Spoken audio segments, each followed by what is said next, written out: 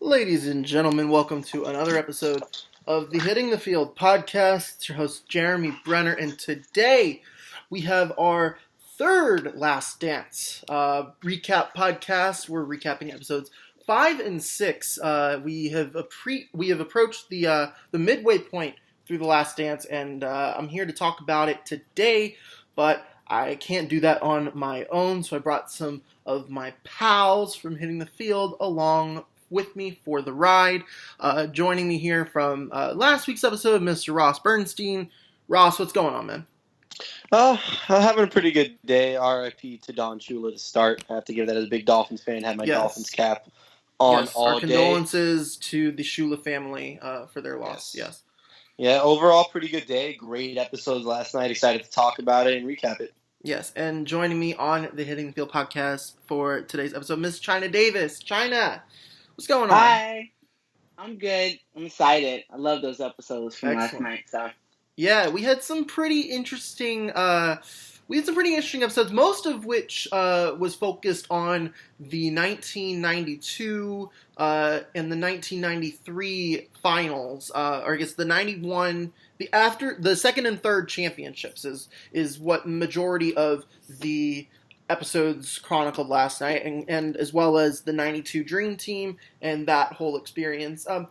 Little from, and a slight touch from the present day and as the Bulls gear up for the 98 playoff run. But let's start with the 92 team. So Michael Wilbon, a lot of these guys say that the 92 team could have been, was likely the best Bulls team out of the bunch, even better than the 72 win team in 1996. It was, they won the championship in 91, and a lot of teams in that era won 2 championships. The Lakers won 2 championships. The Pistons won 2 championships, and Michael Jordan wanted to get on that level with this Bulls team. And they really just picked up right where they left off from that dominant 91 run. Ross, that 92 team, what did you take away from the most from that 92 team? Just overall the hunger that they had after the first one to get the second one. A lot of teams, it seems like they get their first one and they're content, right? They got their championship, they're up top of the game, they're the best players in the world, and we're good. But it was very obvious Jordan wanted at least a second one. Obviously, they went for the third and got it. But he's like, I need to get a second one so I can be in the same conversation as Bird and Magic because they did it at least 2 times. They had to. So just the overall hunger that team had, that's probably why it made it one of the best teams. They might have not been the best team on paper. I think the 72 and 10 team was probably the best team on paper. But the drive they had to get the second was just astounding. Yeah, and that 92 finals run was where the NJ Shrug was introduced, China, and that 92 finals run, that championship against the Blazers, the Shrug kind of just put MJ on this whole different level, and it was legendary. Just I'm doing it right now. I'm shrugging. You can't see it because you can only hear us, but hey, that is kind of something that's been culturally relevant in the sports world since that point, and it's kind of just been super strong since then. Mm-hmm. Really has. I think that strut right there just solidified, Michael's dominance. I didn't want to do it to him, but I did it. What are they gonna do? Exactly. So, that 92 run, they win the championship, and then they go. Then it's the first time that NBA players in a long time are able to go and play in the Olympics, at least for the United States. And this is arguably the greatest team ever assembled. And you have Michael Jordan, you have Scottie Pippen on this team. But the thing about the thing that stood out to me the most was really that was when Michael Jordan, if he hadn't already figured it out and been the number one player in the world, he definitely cemented that in the Barcelona Olympics. And they mention the Monte Carlo practice, which is kind of where I'm going at next here. So, Ross, how much money would you pay to view that footage, for the entire Monte Carlo practice footage, put a number on it. Oh, for all the footage from all the different games, well, that's a hard one. Because it's priceless is the correct answer. I guess I'd have to give at least a couple thousand. I think we'd have to do a hit in the field. We just have to get a whole bunch of donations in for him in the field. At least 10,000. I think 10,000 is a solid number for all that footage. Because I'm sure we're gonna get gems and we're gonna hear things that probably would not want out into the public from those practices. I'm sure they got really intense. Because hearing about those stories is probably one of the best things. Because that's something I mean, obviously you could assume how intense the practices got, but to see it and hear all the trash talking you got, like, it was priceless. Because it was the funniest part when they got on the bus and they're like, "Why'd you piss him off? Why'd you make this guy angry? You know what he does." Yeah, I mean, it was great. China, like, how much money would you pay to be able to watch that game, to be a fly on the wall during that one practice? I'd probably pay a couple thousand as well to see that. I mean, to see probably the best pickup game ever. I'm not big on paying too much money. I don't know about 10,000, but I would pay at least. I would say probably 3,000. I mean, like, look. I mean, you look at the Dream Team. I mean, when they played in the Olympics, they were playing against much inferior competition. But you have the Dream Team going against each other. That's basically like an all-star game. But it's like it's not just an all-star game, because the thing is about, like, all-star games, it's you do it for the fans. Like, you're doing it really just to kind of just for show.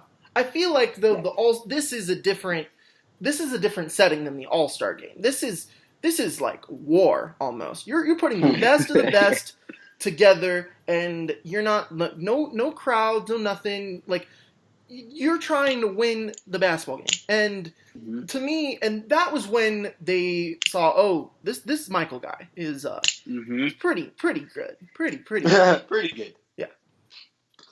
So I mean. So they get into the 92 Olympics, and the first game they have is against Croatia, and this is a story that I didn't know a whole lot about. I don't know how much you guys knew about this, but they played Croatia in this opening match, and Toni Kukoc was the star player on the Croatian team, and he was drafted by the Bulls, but he did not play for the Bulls at this point in his career. He was still playing overseas. But there was rumors about, Jerry Krause really loving Toni Kukoc better than his own team that won him 2 titles. And there was talks about just like how I think Michael Jordan said he was like, oh, he cared more about Toni Kukoc than his own kids. And it felt to him like he was kind of supporting his other family, if you will, China. I mean, he was basically, he's saying Tony's the future of the Bulls, so they wanted to really there was more than just the basketball game at stake for Michael, Scotty, and the Dream Team. Would you say? Yeah, it became personal, right? As you saw, I really felt bad for Tony in that, but they didn't really even know. It's just the whole, when you add Jared Krause to that, it became personal. So they proved him wrong. Yeah, Ross, how would this was an interesting story, I think. Did you know a lot about this, or like what did you think that this says about MJ and the Bulls? Yeah, interestingly, I heard about the Toni Kukoc story maybe a couple of days before this episode on some other, I don't remember what podcast I was listening to, but they talked about how Toni Kukoc, when he showed up to Chicago, nobody liked him. They looked at him as a threat, which I didn't know anything about. But going into this episode, you just felt so bad for Tony, man. He didn't want to play. He had his whole Croatian team, which I definitely cannot name another player on that team. And he's going up against arguably the greatest team ever assembled. And all he wanted to do was just play and earn the respect from these guys, and they hated him for no reason. Anytime they would cut to him today, present day interviews, like, I don't know what I did. I just, they didn't like me for some reason, and they just wouldn't let me score. And you could just see the lockup on MJ and Pippen's face, because you're right. Krause wanted him to be the next replacement. That's about Krause, that's what was so great and bad about him. It's what made him great and what made him fail. He was always looking towards the future. It's why he fired a coach like Doug Collins and got Phil Jackson. You don't do that typically, but you look to the future. It's what built you is what's going to break you. That's what ultimately led to the demise. But as far as Kukoc went, he was going to be a stretch four. He was going to be something the NBA hasn't seen. And, I mean, he ended up being a good player, but nothing was going to beat that dream team either way. It was just unfortunate that he never got a fair shot. And like MJ said, once they got to meet him, it was no hard feelings and whatever. But he was just a boy amongst men out there during the dream team. Yeah, and you saw the first game Kukoc had against the U.S. and he didn't play very well. But then in the gold medal game, he definitely held his own, and he would go on to join the Bulls the following year, or the second, or he would join them for the second run. For the second three-peat run, and he would go on to be one of the more important players for that team. So, yeah, I mean that was a very interesting story. I love that story. But then you get to the gold medal game, and Michael Jordan, him being a Nike athlete, he decides to cover the Reebok logo. This was very interesting.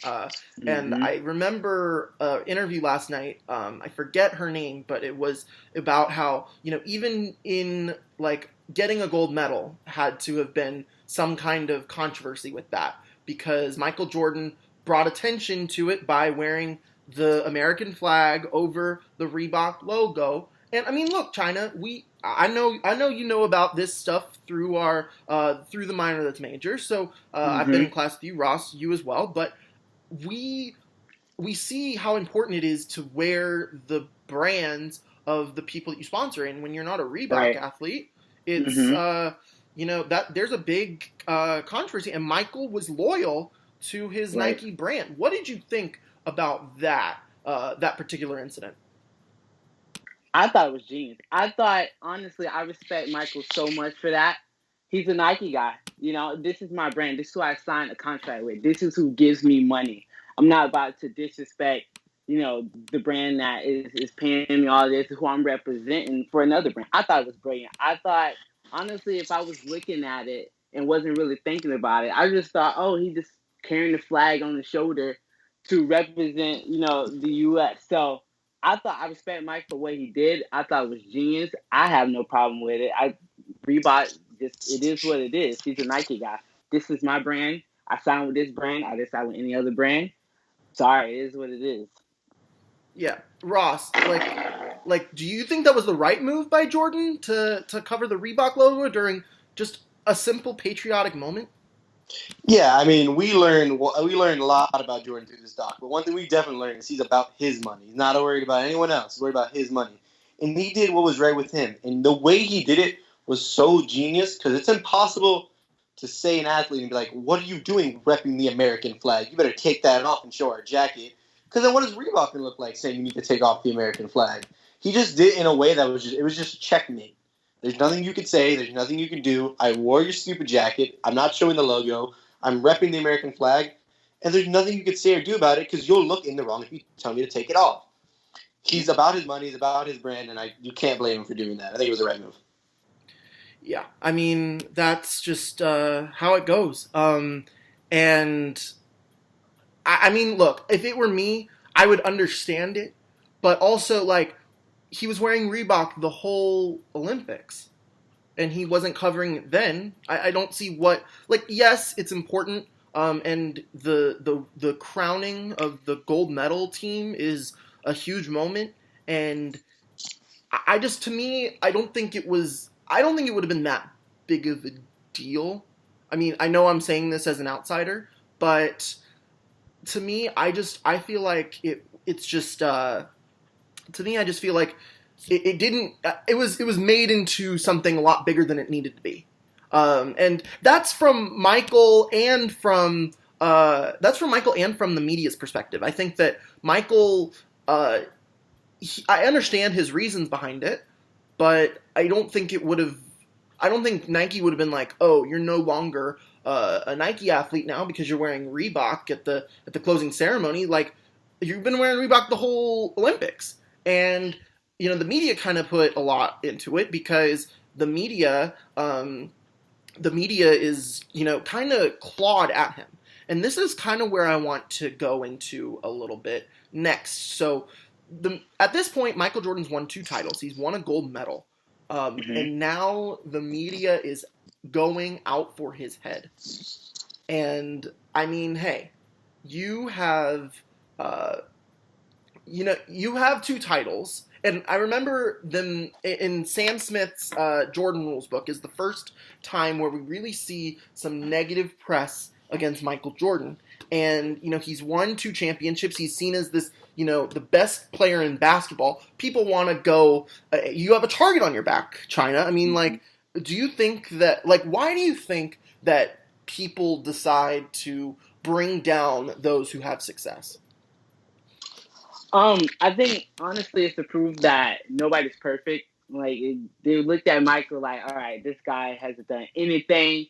He hasn't been in the newspaper. He hasn't been in the media. He has done nothing wrong in the public's eye. We have to find something on him. There's no way this guy is this perfect. So when you're like you said, when you put in a pedestal, people are gonna do anything they can to bring you down. They build him up just to bring him down. So I think they were just looking for something. They were determined to just everyone was be like Mike, but I think what happened is they really was like, this guy can't be this perfect. We must find something on him. So that's my opinion on it. Ross, so you have Michael Jordan. People want to be like Mike, and he had those commercials. It's basically at this point, that being like Mike is a very common thing for cultural America. But now you see people trying to take him down. Why do you think people wanted to take Michael Jordan down? It's hard to say because the Jordan was looked at as basically a perfect human being. He was the embodiment of someone that works hard and gets to the top of their game and has no imperfections. But just like anything and with anyone, you're going to try to look for an imperfection in someone. I think it was simple as that. They had to find something to make him look bad. I wouldn't know why they would do that, but it's just something we do with any media personality ever, especially one as big as Michael Jordan. And they had to just dig up dirt. And Sam Smith did a book, and like he said, he didn't expect it to blow up the way it did. It didn't seem like a crazy thing for him. He just said it was some intense practices. Jordan was not maybe the most liked guy. But, of course, the media took that and spun it, and Jordan turned into a villain in some ways. He was looked at as like a tyrant in the locker room. And just like anything, they build him up to break him down. He said it. They're going to build you up to break you down. They don't want to see a perfect human. They don't want to see it. They want to see the imperfections. They want to see the real humanity of someone. And I think it's as simple as that. Yeah, to me, it reminds me a lot of the Warriors from the past couple years. The Warriors were the best team that we had seen in a very long time. And at first, their first championship, it was like, wow, this is a really good team.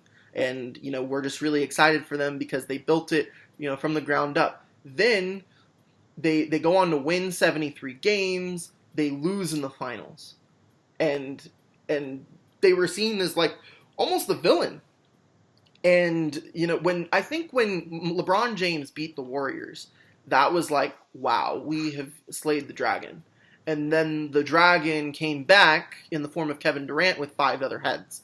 And that was seen as like, oh, the Warriors, why did they keep on winning? And things like that. And I think that, people do get a bit tired of seeing the same person win. I think that we see that also when it comes to the MVP race. I think that, we haven't seen a repeat MVP in so long. And it's because people get tired of having the same winner. People want different heroes to see.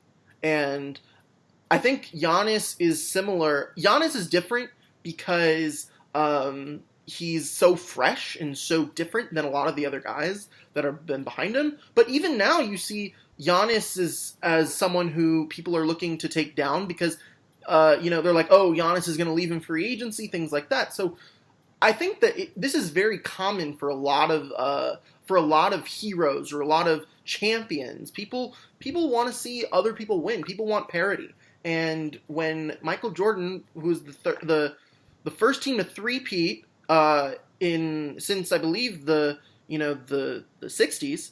I mean, yeah, that was as they were trying to take Michael Jordan down, and I think you'll see a lot of parallels between the 93 run to the championship and the 98 run to the championship, both being the third championship in their three-peat. And in that 93 run, you saw so many people try to make a lot out of a little, China, with Michael Jordan, including the gambling stuff, being a bad teammate.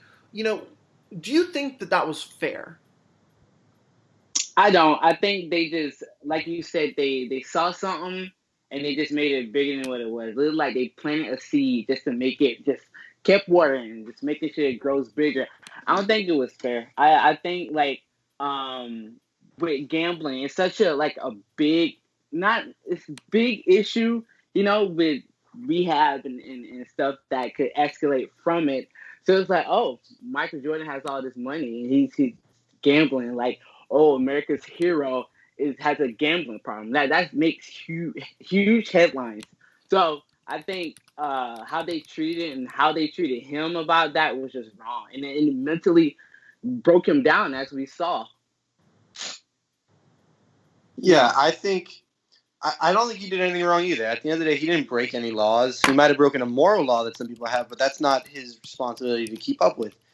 And like they said in the documentary, he was betting amounts of money that to us would seem insane. Doing a $10,000 bet to me is all the money I got, but to him it's like nothing. It's like $10 or $1. And like you said, he doesn't have a gambling problem. He has a competition problem, a competitive problem. He just wanted to win at any cost. It could have been anything. It just so happened that it was gambling, because at the end of the day, when you put money on something, the stakes become higher, right? It becomes something that you just need to win. Even the guy, his security guard throwing those quarters against the wall, you could see the competition just slowly rise as MJ was starting to lose. It went from, this is a nice innocent game, to I need to win. I would double or nothing, triple or nothing. He just doesn't want to lose. I think the gambling was just a byproduct of the fact that he loves to compete and loves to compete for something at the highest level, right? So I just think they blew it out of proportion. They just had to find somebody to make him be the bad guy again. And this is something to easily nitpick, because a lot of people morally would find something wrong with gambling. But at the end of the day, he didn't break a law. He didn't do anything wrong. Yeah, there's this whole thing about Michael Jordan, and it's a theme that we've seen over all of the episodes thus far, where he's probably one of the most competitive people that we've ever seen. And you even saw it with the security guy with the perm, where he was trying to play closest to the edge with the coins, and he was playing for all of that money. And he was talking about playing blackjack on the airplane, where the back of the plane is playing for thousands of dollars and the front of the plane playing for chump change. But Michael Jordan was a frequent player at both tables because he just wanted to play. China, can someone be too competitive? No, there's no way.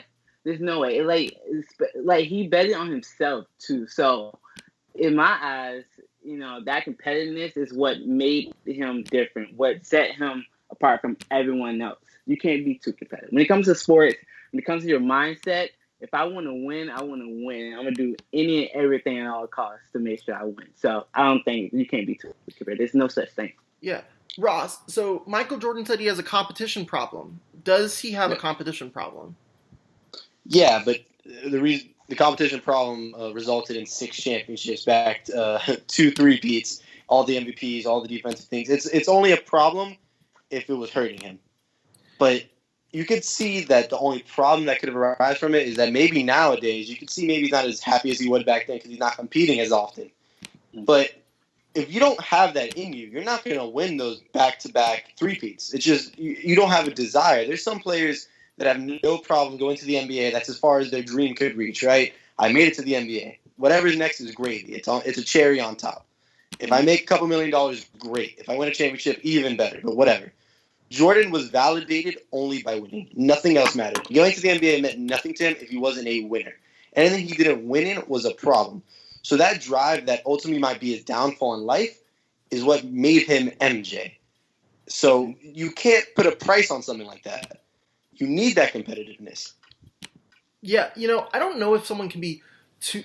To me, I don't think someone can be too competitive as long as you are not hurting anybody. I think that is when it becomes a problem. But I don't think Michael Jordan was hurting anyone or harming anyone during this. And if he was, then we didn't. To me, from what I've seen thus far in the documentary, I wouldn't define it as a problem. I would just say, hey, he's super competitive, and you know what? That got him 6 championships. So at the end of the day, like, if you have to be the best of all time, then you don't, like, to me it doesn't really matter if you're that competitive. If to me, I wish people were more competitive. I wish we had more of this in the game. I wish we had more of that competitive drive. I know I'm a very competitive person. I like to win at anything that I do, and I take a little bit of Michael Jordan's playbook a little bit. I think I'm very competitive by nature, and I get that from Michael Jordan, I think. So, Michael Jordan, it might be a problem for him, but I think that what he's done is he's kind of pushed that into this next generation and beyond, and he should be happy about that. That's something that I don't think Michael Jordan really thinks about a lot, that he inspires in the next generation. So that's something that I think he should take away from this. But let's move a little bit backwards again. JB, Michael was hurting people on the court. On the court. That's fine. Yes. As long as it That's stays on fine. the court, we're good. In good spirits. But something that did hurt during this episode was Michael Jordan's feet in his last game. Oh, that was a pretty good segue, guys. I'm proud of that one. So Michael Jordan's feet in his last game at the Garden. He's wearing his Jordan 1s. He was kind of an homage to his career thus far. And he was talking. There was talk about early in the episode about how he became a Nike athlete, and how that changed over his career. And Nike, how it's before Michael Jordan, they were more of a tennis brand, a track brand, an individual athlete brand. But then when Michael Jordan came on, it changed the game. And they marketed him as if he was his own person and his own entity. And he became his own entity. And it created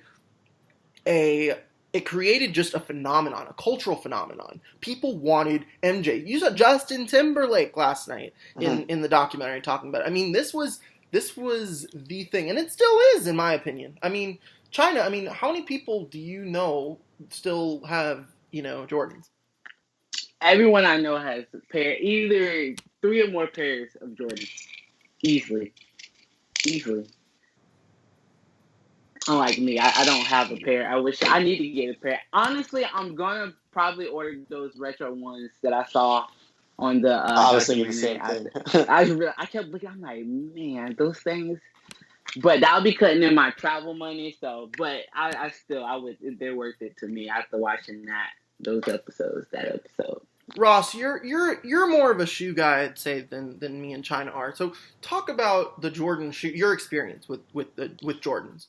Okay, I got a little story. I don't think I've ever had a pair of retro Jordans just because I was never that good at. I don't know how those kids were able to just get them. I remember. So here's my story. I believe I must have been around 13. I knew I had my bar mitzvah money, so that's how I know it was around 13. And I wanted the Jordan Air One Black Toes. I wanted the Black Toes because I was waiting for them. I did not know how the sneaker game worked, so I just thought it was like any other ordinary sneaker. If I want them. If the money's there, I could easily get them. It's not an acquiring problem. It's a money problem. But I had the money saved. Bar mitzvah money was there. In the little bit my mom actually gave me, the rest is gone, and I don't know where it is. That's not my problem. I went online, footlocker.com. I waited. It said 3, 2, 1. I went to the mouse, went to add to cart, and sold out. It was gone. Oh, yeah. And I was like, wait. I refreshed page. I'm like, okay, internet must not be working. Must be something wrong. We try again, and still sold out. I called, I think 4 to 5 places, and they're like, yeah, like they're done. You've lost all opportunities to get them. One place said they had them. I said, do they have them in whatever size? At the time, I might have been a size 8 or 9. And they're like, yeah, of course we have them. I walk in, and they're like, yeah, 8 or 9. I think it was an infant size. And I was like, are you serious? And That's my overall story about my Jordan experience. I've always wanted a pair. I'll probably get one soon after watching this documentary. I feel a little silly not wearing any pair while watching it. I have a bootleg Jordan jersey I watch with. But just his overall impact on the culture and shoes is like they said, he was supposed to do $4 million in the first 3 years. $3 million in the first 4 years. Something like that. $3 million in the first 4 years. He did $126 million in the first year. No one expected this. I think people at Adidas still to this day have to be kicking themselves for not being prepared to give him his own shoe. The Jordan brand is bigger than almost any other brand in the world. I just did a whole project on it for my business law and ethics class on how big the Jordan brand is and how infamous just the Jumpman logo and the Air Jordan phrase is. Just having a pair of Jordans meant you were cool, meant you were hip, and meant you knew what was happening in the world right now. That's why you have someone like JT who I think wore a pair of customized Jordan 3s for a Super Bowl performance. To this day, Jordans are just the it shoe. You wait every year on Foot Locker or whatever app you use to get the newest retros that come out. I don't know what the next one is. Probably have to ask Okalo for that. I know Okalo is the official sneakerhead of hitting the field. But just the overall just the marketing of it and how big it is, it's something you'll probably never see with any other athlete ever. Yeah, I mean, you even see that today. You want to be like Mike, and that's still, it's something that's lived in American culture for 30 years. And I think that with basketball not being this being the closest thing to any live basketball over the past couple months, or now almost 2 months, I think that what you're seeing is how important basketball culture is to American society, and and not just that, but with the Dream Team, how not just America is benefiting from this and a beneficiary from basketball culture, but the entire world now. And the Dream Team wasn't the beginning, I would say, because we international players were coming over before the Dream Team. You have Hakeem and Dikembe Mutombo, and Tony Kukoc was drafted before. But I think the Dream Team really inspired the world in itself, and it sped up the process. That's the word I'll use. It sped up the process of players learning how to pick up a basketball and really start to play the game. So, I mean, I'll ask you guys, is the Dream Team the best team ever assembled? Yes. China? Yes. Ross? Yes. Hands down, yes. Yeah, 100% yes. I don't have to really think about it. Yeah, here's my thing. Like, if you put the Dream Team, I think accolades-wise, on paper, the Dream Team is the best team ever. But, and this might be a controversial statement, but I will say this. That 92 team they did have a lot of guys in their prime, MJ included, Charles Barkley. But the 08 team, I think, had more guys in their prime, and I think if you put the two of them on the court together, I think the 08 team would have a slight edge. In a 7-game series, I'd probably take the 08 team in 7, just because I think that you have a lot more. I think you have more guys in their prime. It's a much younger team than the Dream Team. But I mean, look, if you rack up the personal accolades from the 92 team and the personal accolades from the 08 team, the 92 team stands out. But the 08 team, I think, has more talent. And I don't think that's. I think I can back that up. I think I can back that statement up. 100% you can back it up. They're all in their prime, but I just won't ever pick against MJ, Bird, and Magic. I know they're in the word. I know Magic. Yeah, I know. They're not in their prime. I just can't. Whether the logic or not says it, I just can't. People picking against MJ during the Last Dance era get a lot of scrutiny on Twitter, I feel like. But, I mean, I don't think I'm necessarily picking MJ against another team. I'm picking MJ's team against another team. And, I mean, yeah, I would take the 08 team, I think. In a 7-game series, they'd win 4-7. China. You think, in a 7-game series, 92 or 08, who wins in how many games? I'm going with old school. I'm going with 92 on this one. Yeah. How many games? See, the 08, they got people. Oh, that's tough. Hikes.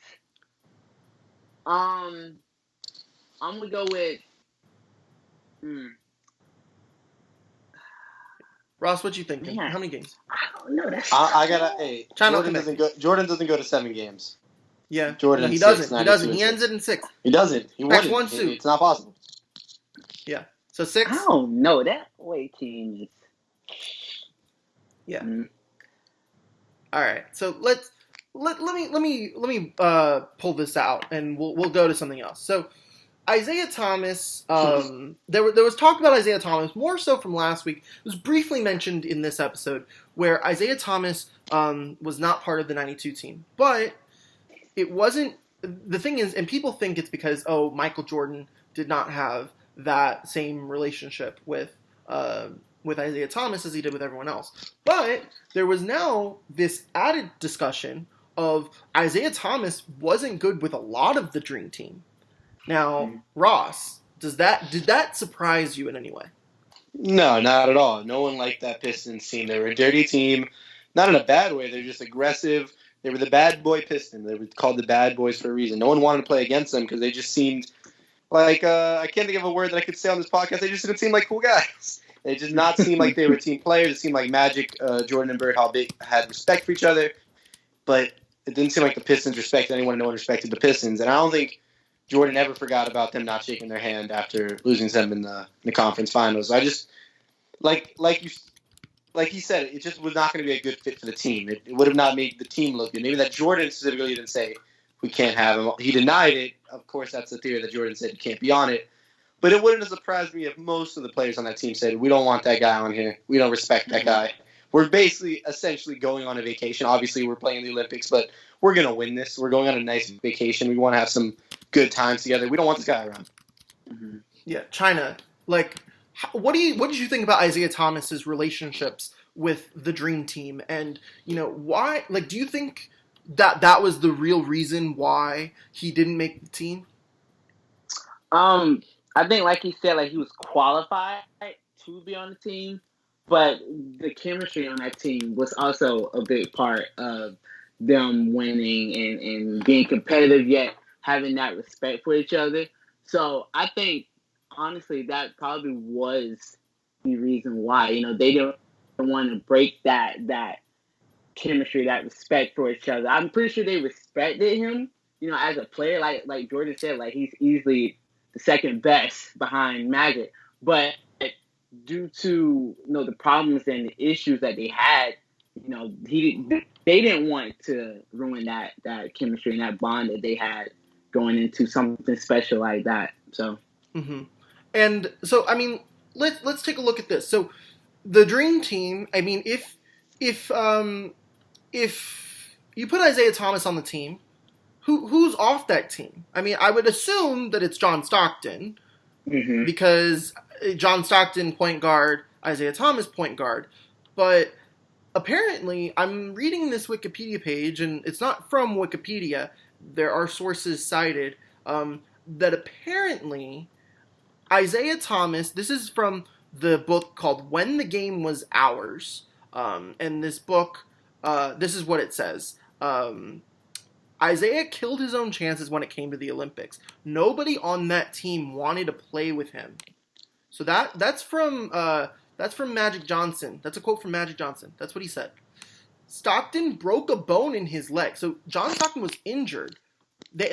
John Stockton had an injury. He eventually healed this injury, and he did end up on this team, and it healed very quickly. But initially, they were going to replace him, and it was going to be not Isaiah Thomas, but his teammate, Joe Dumars.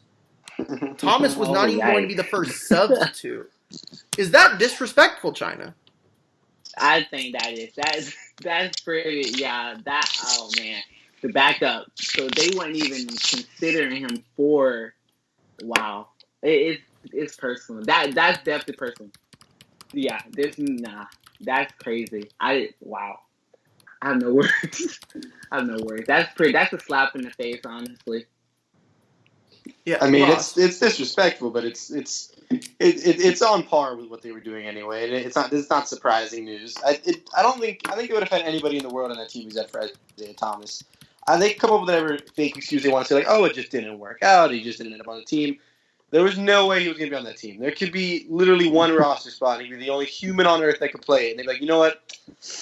We're going to go a man down this time. I think Isaiah, you might have to sit this one out. I just think it was a scenario where no one wanted him on the team. They let the higher-ups know, like, hey, if you want all of us, all you have to do is not let Isaiah on the team. And they probably said all the money we're going to bring in, all the publicity we're going to bring in, you're really going to ruin that by bringing in this guy that no one likes.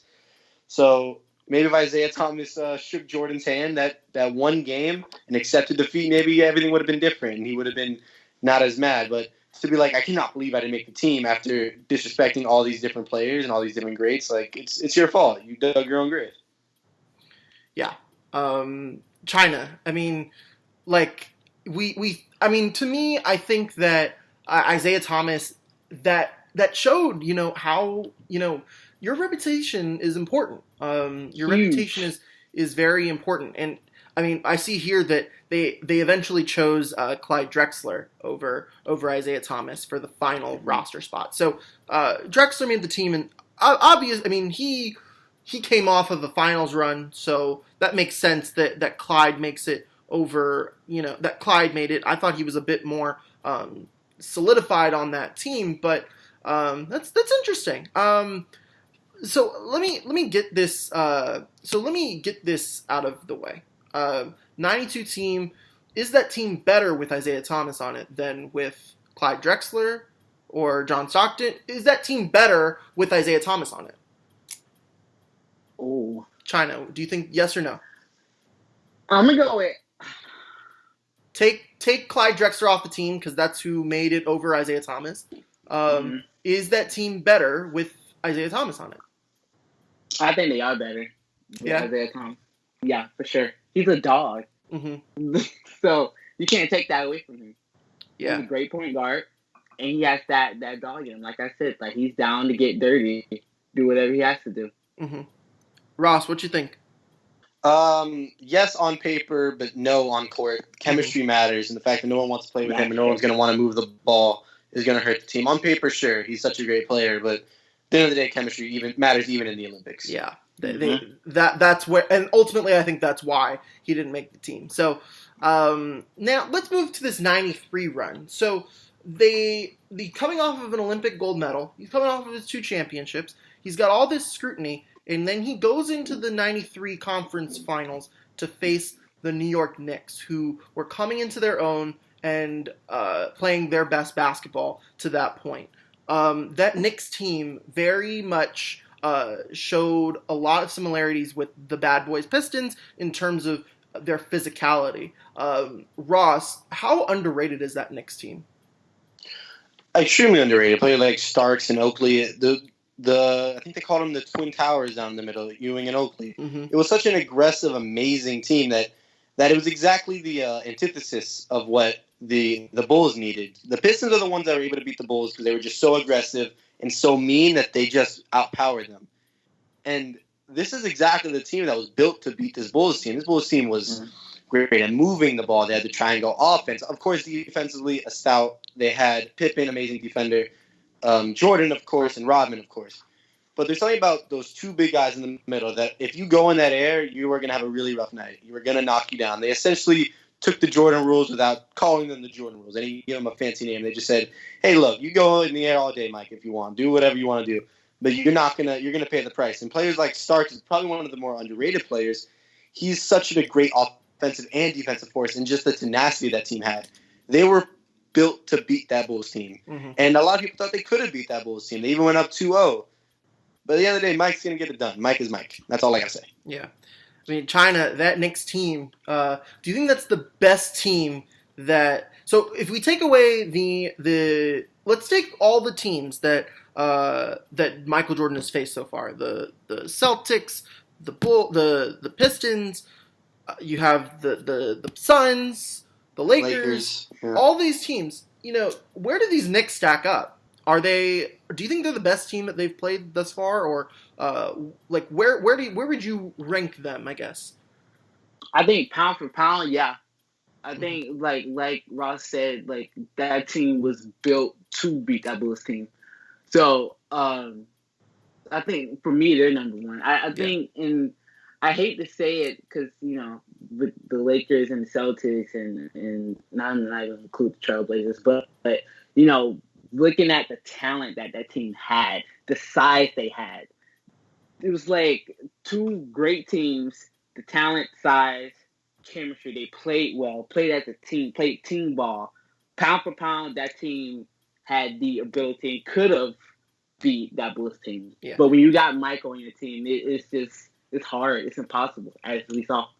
I want to say that the Knicks were the only team to take a 2-0 lead against the Bulls during their three-peat run. I don't think any other team, and I could be wrong. I will fact check myself, but I don't think any other team got that close. And they nearly won that. Was it Game 5 or was it Game 6? I believe it was Game 5. They nearly won Game 5 in New York. Yeah. So in the 91 season, they never even saw Game 6. In the 92 season, they went conference semifinals. They went to Game 7 against the Knicks, and that was something they didn't talk a whole lot about. That 92 team that went to the finals, the second title team. That team, that Knicks team in 92 took the Bulls to Game 7. So the only team they took them to 6 games one year and 7 games the other year. And I mean, hey, that's pretty incredible if you ask me. Mm-hmm. So the only team to take the Bulls in the three-peat era to Game 7. And if we look at the second three-peat, I believe also, I don't think any other team got to Game 7. I'm gonna double check though. But I mean, you look at that Knicks team. They're severely underrated, and I think that had they won the '94 championship, because they went all the way to the NBA with the Bulls out of the way. They went all the way to the championship in 1994, and they lost to my very own Houston Rockets in 7 games. Thank you very much. But that Knicks team, had they won the '94 finals, I think they would have been seen as nearly an equal to Mike. They would have been seen as someone that not equal, but very close to the competitiveness of that 92 team. So then we get to the 93 finals, and they play the Suns. They get a 2-0 lead on the Suns, and for some reason, the home team could not get it done during that series. In 6 games, the home team won just 1 game, and that was the Bulls in Game 4. But that Suns team also, another very underrated team. They were the best team in the league that year. They had home court advantage throughout the playoffs. Ross, what was that Suns team's demise, would you say? Not to go back, but the fact against the Knicks series, going down 2-0, getting that whole gambling problem going to LA City, saying everyone, he's not focused, and they're winning 4 straight is incredible. But they had so much momentum. The Knicks were poised to win it.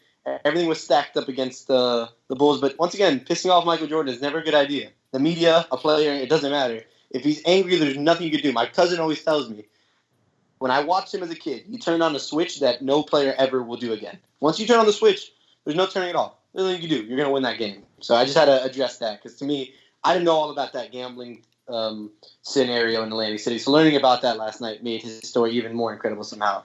So what was your question about the Suns again? I'm sorry. I just had to. What was their demise at the end?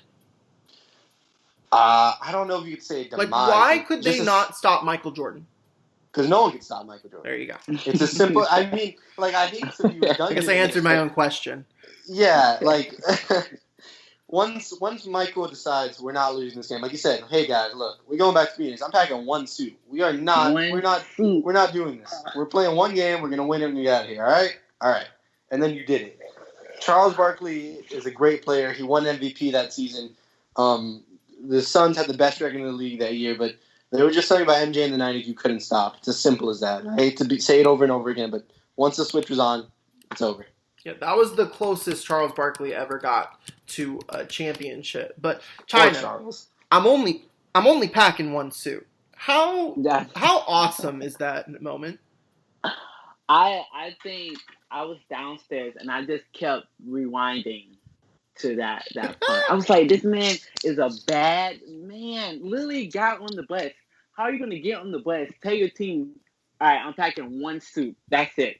That's it. And go in and backed up your action. Like that's a bad man. I looked at it like 3 times. Yeah. I'm like, oh my god. Like, put some respect on his name. Yeah. And then the most surprising of all endings, we get to Game 6, and in the closing seconds, Phoenix is nearly about to win the game. The unlikeliest of heroes, Sir John Paxson, closes it out, gets the game winner, cold-blooded 3 from beyond. So Ross, I mean, out of all the people that are on the court, probably the last person you expect to be getting this ball is John Paxson, and John Paxson believed that too. He didn't think he was getting the ball in that situation. Oh my God, I'm Charles Barkley. I think he's probably pissed to this day because I don't know if he said it directly, but he was kind of alluding to it. He's like, I didn't mind losing to MJ. He didn't say exactly that, but I mind losing to John Paxson, but you could insinuate that's where he was kind of going. MJ dominated all these games just for John Paxson. And no disrespect to John Paxson. He's a closer at the end of the day, knockdown shooter, great shooter, but he's not Michael Jordan. But he was just there. He was just open, and all he did was do his job. He didn't have to do anything else. He was wide open. I could have got that open on a shot. And all he did was knock it down. And he won the game, and that was it. But losing to John Paxson's got to sting. It has to. Mm-hmm. Yeah. So, I mean, look, if I'm going into that last play and I need 2 points, I need to get a stop, I'm putting all 5 guys on Michael Jordan. I'm sorry. Same. But, I mean, hey, that showed a bit of, where Michael was at the beginning of the title run, where, he learned how to use his teammates and how to get his teammates involved. And I thought that was a unique moment that he was able to do that. But I think what stood out to me the most from that particular segment of last night's coverage was how exhausted he looked after he won. And he looked like he looked like a nurse fighting COVID-19. Like, I don't mean that to be like a joke, but like, in a way, like, those nurses are exhausted. They're working these long shifts. They're fighting to save lives and fighting for his life. And that's what he did. And he fought all of this adversity. And to come out on top of all of that was pretty special, wasn't it, China? It really was. It just shows like that competitiveness, that like the type of player he is at the end of the day. I think, through it all, just to me, I respected him so much after that segment right there. He's like, mentally, like, how in the world did you just stay focused on the game when you got all this backlash going on, all this noise in the background? It's like, really, like, I really want to ask him, how did you tone out all that and at the end of the day do what you need to do, keep yourself focused, keep your team focused, yet you got media attacking you, like fans attacking you, all this going on, and you just saw it. But it seemed like he just held it in and just focused on what he needed to do and put that in the background. Then we just saw all come up as he got done taking care of business. Mm-hmm. Yeah, and spoiler alert, but ultimately he feels that enough is enough in the next episode, and that's part of what we'll see in the next episode, and part of what we'll be talking about next week on the Last Dance recap podcast here at Hitting the Field. So, China and Ross, this was a lot of fun. Thank you so much for coming along for the ride. Hopefully we can do this again sometime. Yes, thanks for having me, JB. Yeah, thank you. And just to mention, the beginning with Kobe was amazing to see. Oh, yes. Also. Yeah, my God. That was a late cool. happy birthday to Gianna. Yeah. Rest in peace and all. Yeah. That was great. So we have 2 of these Last Dance podcasts left.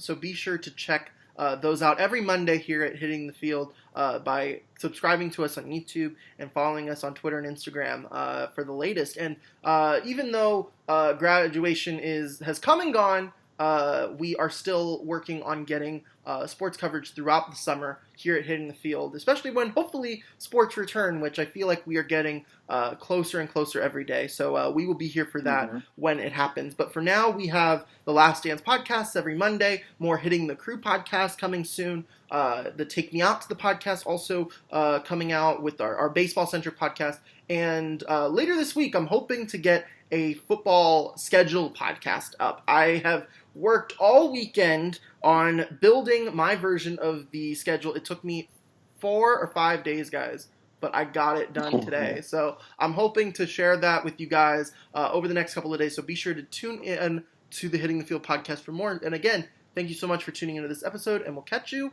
on the flip side.